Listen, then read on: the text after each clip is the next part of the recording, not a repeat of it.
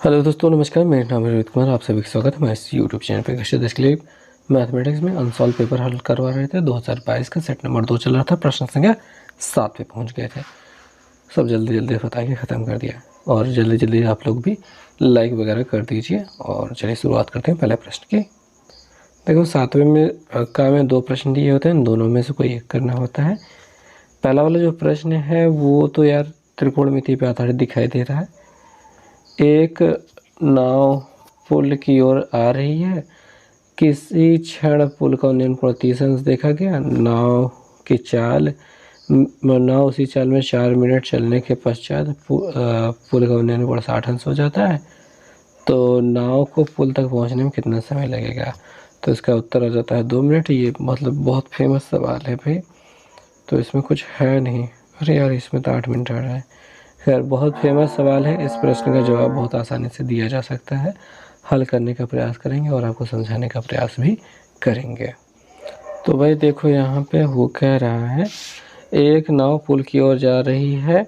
किसी क्षण पुल का उन्नयन कोण 30 अंश, 4 मिनट चलने के पश्चात 60 अंश उन्नयन कोण हो जाता है। तो यहाँ पे बिना चित्र के कोई काम होने वाला नहीं है। यहाँ जो लंबाई है वो काफ़ी लंबी है। पुल एक सेम ऊंचाई का है, ऐसे ही रहेगा। ये लंबाई काफ़ी ज़्यादा अंदर घुसाए हैं। एक समय पर 30 अंश है। मेरे ख्याल से यहाँ पे 30 अंश पर्याप्त रहेगा बनाना, और बाकी पीछे वाला हम मिटा देंगे। ये मान लेते हैं कि यहाँ पे 30 अंश पर्याप्त रहेगा। 60 अंश यहाँ पे कहीं बनना चाहिए। उम्मीद तो यही है, ये अच्छा बन जाए। अब हम इनका नामकरण कर सकते हैं ताकि हम अच्छे से समझ सकें कि यहाँ पे नाव है, जब इसका उन्नयन कोण 30 अंश है। फिर कुछ दूर चलने के बाद यहाँ पे बी है, इसका उन्नयन कोण 60 अंश है। ये आपका पुल है, ये आपका सी है, यहाँ पे आपका डी है। और इसके बाद यहाँ से यहाँ तक जाने में आपको 4 मिनट का समय लगा है। और हम यहाँ पे दूरियों को 4 मिनट नहीं लिखेंगे, ठीक है। यहाँ पे मान लेते हैं x मीटर की दूरी है, यहाँ पे मान लेते हैं y मीटर की दूरी है। थोड़ा सा ध्यान से समझेंगे कि बस इससे अधिक नहीं है। वो x वाला एरिया ये वाला है। तो इतना सब कुछ हो गया है। अब यहाँ पे थोड़ा सा लिख लेते हैं बिंदु पर पुल का उन्नयन कोण, ठीक है। बिंदु ए पर पुल का उन्नयन कोण ए बराबर आप कह सकते हो 30 अंश, और कोण बिंदु बी पर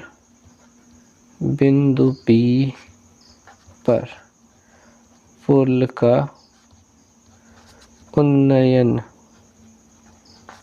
कोण ये हो जाएगा कोण बी बराबर 60 अंश। ए से बी तक जाने में लगा समय, ये जो 4 मिनट का समय लगा था वो हमने लिखा, मिनट लिखना था। 4 मिनट का समय लगा था। माना अब लिख लेते हैं, माना ए बी बराबर x मीटर मान लें, ठीक है, x, और बी सी बराबर y ये मान लेना होता है। अब आगे थोड़ा सा बात को बढ़ाएंगे। x और y के बीच का रिलेशन निकाल देना है, बस इतना सा काम करना है और काम हो जाएगा, ठीक है। तो सबसे पहले तो पुल की ऊंचाई हमने नहीं मानी है। पुल की ऊंचाई भी हमको h मान लेनी चाहिए, ठीक है। तो सी डी बराबर हम मान लेते हैं h। अब बात को बढ़ाते हैं, लिखते हैं त्रिभुज बी सी डी में आपको यहाँ पे लंब बटे आधार दिखाई देगा, और tan 60 लेना होगा। तो हम यहाँ पे लेंगे tan 60 अंश। tan 60 अंश क्यों लेंगे? क्योंकि 60 दिखाई दे रहा है। और tan क्यों लेंगे? क्योंकि ये लंब है और ये आधार। ये लंब है पुल की ऊंचाई और ये आधार है, इसी वजह से tan लेंगे। तो लंब है सी डी, आधार है बी सी। tan 60 का मान होता है कितना? वो होता है √3। और सी डी जो है वो अपनी h है, और जो बी सी है और नीचे y मिला था, इसका इधर गुणा करा दिया जाए।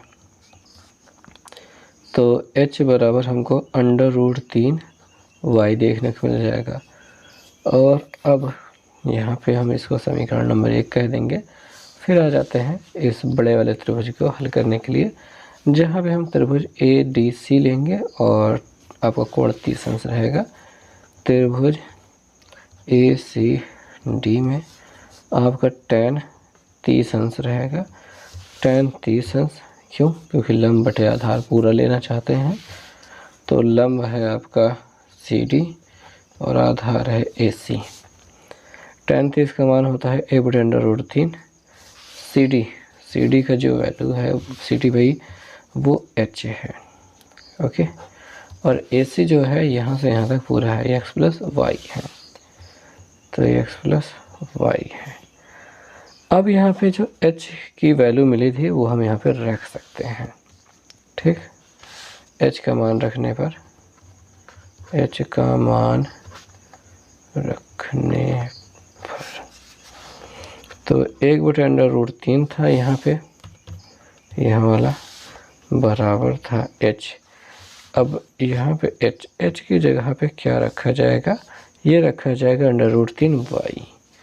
यहाँ पे √3y मिल जाएगा बट्टे नीचे वाला जो आधार है वो हो जाएगा आपका, यहाँ वाला जो x + y था वही यहाँ पे रहेगा। x + y तिरछा गुणा करा देंगे, x + y इधर चला जाएगा, इसका इधर चला जाएगा, तो √3 का गुणा 3 हो जाएगा y। इसको इधर भेज देंगे तो x बराबर हो जाएगा 3y में 1y घट जाएगा, 2y बचेगा।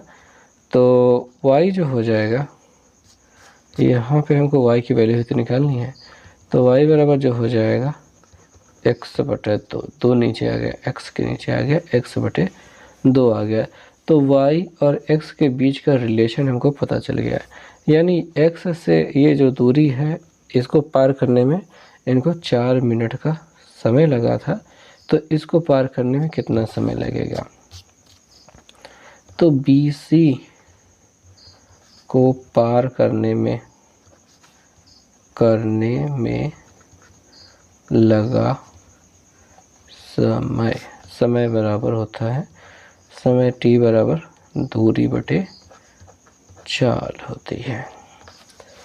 तो अब दूरी देख लेते हैं, ठीक है। यहाँ से यहाँ तक की दूरी कितनी है? y है, ओके। और चाल कितनी है? चाल बराबर हो, चाल इसमें कुछ दी नहीं की थी, तो चाल यहाँ पे होगा कैसे? अरे यार तब तो लफड़ा बढ़ जाएगा। एक चीज़ ऐसे कर सकते हैं, चाल बराबर दूरी बटा समय कर सकते हैं, या फिर इस चीज़ को ऐसे रहने देते हैं। यहाँ पे हम देख चुके हैं कि y x का आधा है, चूँकि x को पार करने में 4 मिनट का समय लगा है, इसलिए y को पार करने में उसका आधा ही समय लगेगा, ठीक है। चूँकि x दूरी चलने में 4 मिनट लगा, तो x/2, ठीक है। तब y बराबर x/2 दूरी चलने में उसका बटे 2 यानी कि 4/2 बराबर 2। तो यहाँ पे लग जाएगा 2 मिनट का समय। और जाने क्यों यहाँ पे 8 मिनट का समय आंसर में दिया है, पर 2 मिनट ही रह गया। खैर छोड़ो, जो भी है। नेक्स्ट क्वेश्चन पे हम चलते हैं। सो दोस्तों अगला जो क्वेश्चन है बेहद आसान प्रश्न है। इसमें कहा गया है कि एक मीनार के आधार से 100 मीटर और 25 मीटर की दूरी पर एक तल में, इसी तल में 2 बिंदु A और B एक सीधी रेखा में, एक सीधी लाइन में है, और उन पर मीनार के उन्नयन कोण एक दूसरे के कोटिपूरक हैं। मीनार की ऊंचाई ज्ञात कीजिए। बहुत आसान सवाल है, बहुत आसानी से लग जाएगा और उम्मीद करते हैं आपको समझ में भी आ जाए। चलो देखो भैया, प्रश्न संख्या है 7 का ही डाला जाएगा इसमें, अथवा नहीं लिखा जाता है। और देखो एक मीनार है, मतलब बन जाए तब तो बन होएगी, ये मीनार है। और एक आधार पे एक तो लाइन है, मतलब ज़मीन हो गई है। 2 बिंदु हैं, दोनों बिंदुओं पर एक ही 100 मीटर पे है। ये 100 मीटर मान लो आधार से, ठीक है। आधार से यहाँ से डायरेक्ट 100 मीटर है, तो एक का पहले मिला देते हैं। 100 मीटर पे है और दूसरा का 25 मीटर, यानी 25 मीटर लगभग ए का दिखाते हैं। यह वाले बिंदु पे यहाँ से यहाँ तक 25 मीटर है और ये पूरा यहाँ से यहाँ तक 100 मीटर है। यहाँ पे जो कोण बनते हैं एक दूसरे के, ये कह रहे हैं कोटि पूरक है, यानी यहाँ पे अगर थीटा बनेगा तो यहाँ पे 90 माइनस थीटा बनेगा, पक्की बात है, आप इसमें कुछ बदलाव नहीं कर सकते हो। अब यहाँ पे h की वैल्यू आपको निकालनी है, बस इतना सा ये प्रश्न है। हम यहाँ पे लिख लेते हैं ए बी, यहाँ पे सी, यहाँ पे डी। अब जानकारी के नाम पे हमको यहाँ पे कुछ भरना होगा। क्या भरना होगा, चलो देखो भैया। माना मीनार की ऊंचाई, माना मीनार की ऊंचाई, ठीक, मीनार है जो कुछ भी है, ऊंचाई h मान लिया, ये हो गया। और यहाँ पे कोण है मीनार के पद से, मीनार ही क्या था, अच्छा, मीनार के आधार से 100 मीटर की दूरी पर कोण उन्नयन कोण थीटा तथा आधार से 25 मीटर की दूरी पर उन्नयन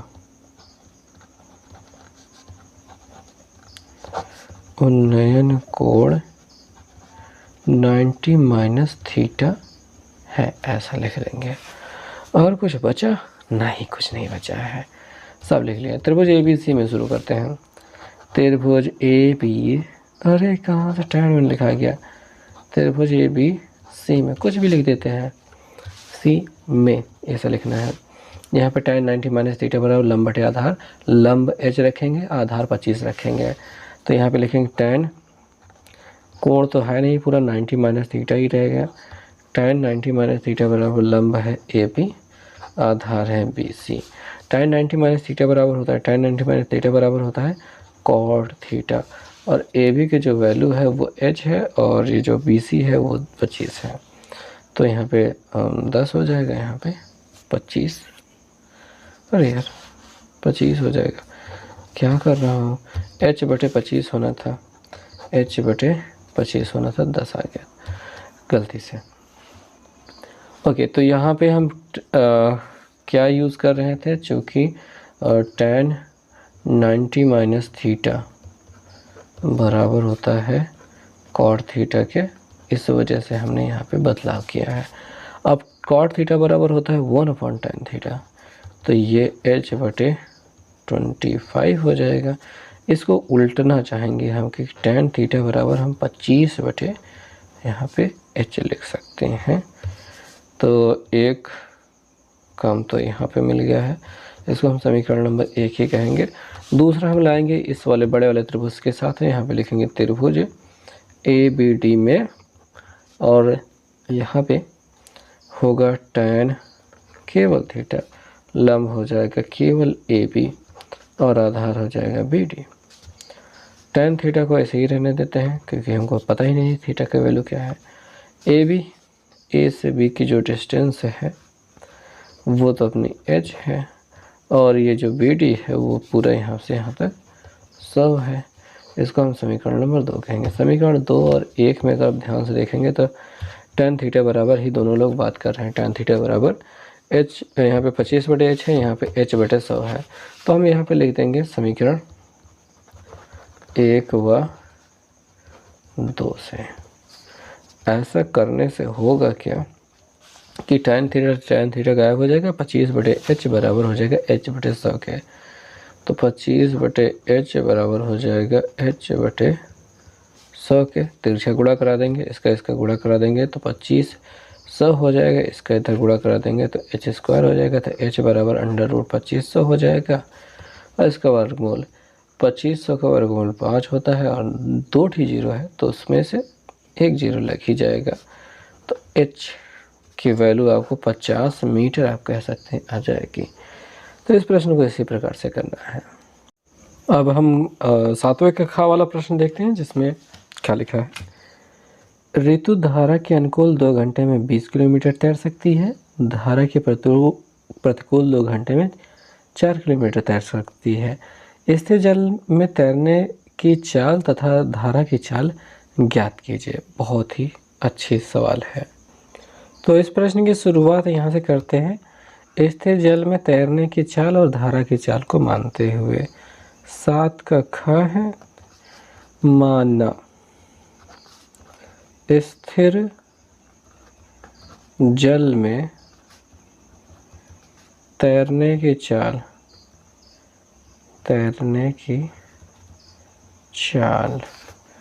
ये कितनी होगी? x किलोमीटर प्रति घंटे।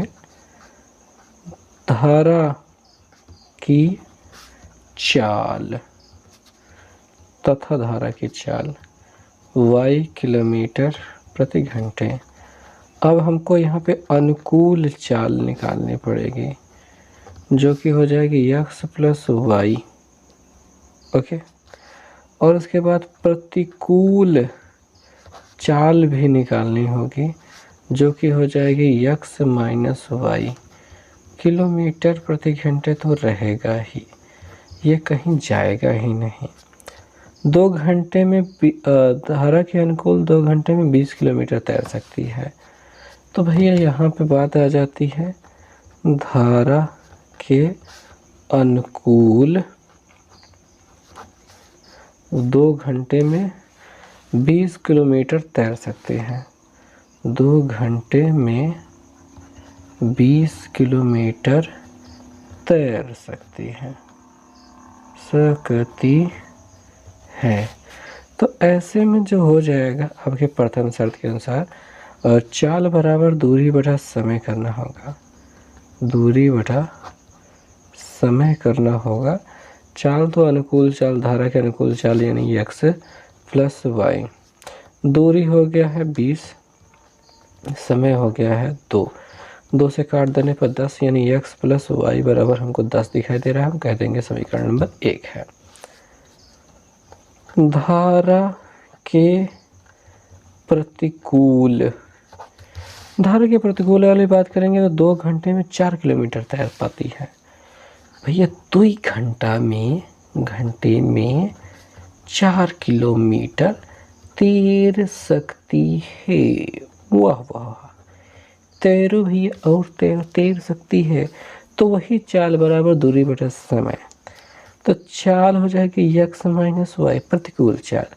दूरी जो हो जाएगी वो 4, समय क्या हो जाएगा 2, काट 2। x माइनस वाई बराबर 2, समीकरण नंबर 2। ओके, अब दोनों समीकरणों को जोड़ दिया जाए। यस, समीकरण 1 व 2 जोड़ने पर तो x प्लस वाई बराबर है 10, x माइनस वाई बराबर है 2। जोड़ते जब हैं तो x 2x हो जाएगा, y कट जाएगा। ये 10 2 12 हो जाएगा। 2 से भाग करेंगे तो हमको x बराबर मिल जाएगा 12/2, 2 6 12। x बराबर कितना 6। एक उत्तर तो ये मिल गए हैं। और इसका मान हम उठा के रख दें कौन समीकरण में? पहले वाले में रख दें, यहीं पर रख देते हैं। x का मान समीकरण 1 में रखने पर x की जगह पे हम रख देंगे 6 प्लस वाई बराबर 10। 6 को उधर भेज देंगे, y बराबर 10 माइनस 6, y बराबर 10 में 6 गेम 4, ये हो जाएगा। और इसके बाद अब करवा मतलब कुछ नहीं, 10 में 6 गया 4, कनवा 4। हमने क्या माना था? स्थिर जल में तैरने की चाल x है, तो x है 6। तो अतः स्थिर जल में तैरने की चाल 6 किलोमीटर प्रति घंटा तथा धारा की चाल 4 किलोमीटर अरे यार, प्रति घंटा लिखना था, हम डिब्बा ना है ऐसा लिख देंगे। कितनी गंदी राइटिंग में लिखता हूँ, मुझे और अच्छी राइटिंग में लिखने का मन ही नहीं करता है। पर आप अच्छी राइटिंग में लिख लेना, जो भी राइटिंग में लिखते हो बस वैसे ही लिखना। अब देखेंगे इस खा वाले कथ वाले जो हिस्सा है, नियमित समीकरण युग्म को रैखिक समीकरण युग्म में बदल कर हल कीजिए। पहले समीकरण को बदलना है फिर हल करना है। तो यहाँ पे आप दोनों समीकरणों को देख सकते हैं, हमने यहाँ पे लिख लिया। आप समीकरण 1 से शुरुआत करेंगे, हालांकि इसको समीकरण 1 भी हम नहीं कहेंगे। 7x - 2y है बटे xy बराबर 5 है, तो हम इसको xy के दोनों के साथ बांट देते हैं। 7x बटे xy माइनस 2y बटे xy बराबर 5 हो जाएगा। इसमें y काट दो, इसमें x काट दो। 7 बटे y माइनस 2/x बराबर 0 हो जाएगा। नहीं 0 कहाँ यार, 5 है, मैं कुछ भी लिख देता हूँ। और उसके बाद आप क्या करोगे, अब यहाँ पे आपको मानना होगा, लेकिन ये दो बार नहीं माना जाएगा, एक ही बार मानेंगे। यहाँ पे भी वही सेम चीज़ लिखते चले जाते हैं। तो 8x + 7y है बटे xy बराबर 15 है, तो थोड़ा सा बांट देते हैं। 8x बटे xy हो जाता है प्लस 7y बटे xy बराबर 15 हो जाता है। y कट जाता है, x कट जाता है, तो 8 बटे y प्लस 7 बटे x बराबर 15। अब यहाँ पे थोड़ा सा इसको चेंज करना पड़ेगा, क्योंकि इन्होंने चेंज करने की बात पहले ही कही है। बिना चेंज किए करेंगे तो ठीक नहीं रहेगा, तो यहाँ पे मानना पड़ेगा। मानना 1 बटे वाई बराबर, हम यहाँ वाले पहले जो 1 बटे वाई है उसके बराबर ए मान लेते हैं, और 1 बटे एक्स जो हमको बाद में दिखाई दे रहा है, दोनों में हम इसको बी मान लेते हैं। कोई दिक्कत की बात नहीं होगी, ठीक है। तो यहाँ पे हो जाएगा 7a माइनस 2b बराबर 5, और यहाँ से हो जाएगा 8a प्लस 7b बराबर 15। ओके, तो अब क्या है, इसको सॉल्व करना होगा। प्रतिस्थापन, विलोपन या फिर वर्ज्य गुणन, मेरे ख्याल से विलोपन काफ़ी रहेगा। तो समीकरण इसमें 7 से गुणा, इसमें 2 से गुणा करके जोड़ने पर समीकरण 1 में 7 से गुणा तथा 2 में 2 से गुणा, ऐसा करने की बात होगी। तो इसमें हम 7 से गुणा करेंगे, 7 से 49a माइनस 7 दूनी 14b बराबर 7 बचे 35 हो जाएगा। और इसमें 2 से गुणा करना है, 2 8 16a प्लस 2 7 14b बराबर 2 से इसमें गुणा कर देंगे 30। ठीक है, जोड़ देते हैं, ये वाला कट जाएगा। यहाँ पे 9 6 15 यहाँ से लगे 1 4 1 5 1 6, ये इधर जोड़ेंगे तो हमको 65 ही मिलेगा। ए बराबर 65, 3 3 6 मिल जाएगा 65। तो 65 बटे यहाँ पे 65 हो रहा है, कट जाएगा 1 मिल जाएगा। ए बराबर हो जाएगा 1। ए बराबर 1 हो गया। ए का मान समीकरण 1 में रखने पर, ए का मान समीकरण 1 में रखने